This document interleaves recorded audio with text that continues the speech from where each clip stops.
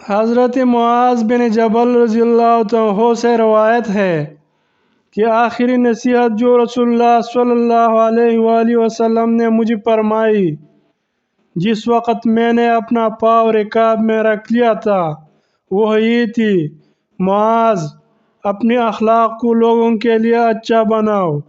حضرت عبداللہ بن مسعود رضی اللہ عنہ روایت کرتے ہیں کہ رسول اللہ صلی اللہ علیہ وسلم نے ارشاد فرمایا: کیا میں تمہیں نہ بتاؤں کہ وہ شخص کون ہے جو آگ پر حرام ہوگا اور جس پر آگ حرام ہوگی؟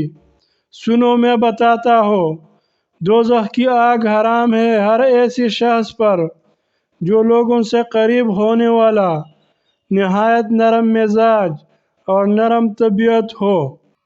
لوگوں سے قریب ہونے والے سے مراد وہ شخص ہے جو نرم خوئی کی وجہ سے لوگوں سے خوب ملتا جلتا ہو اور لوگ بھی اس کی اچھی خصلت کی وجہ سے اس سے بے تکلف اور محبت سے ملتے ہو۔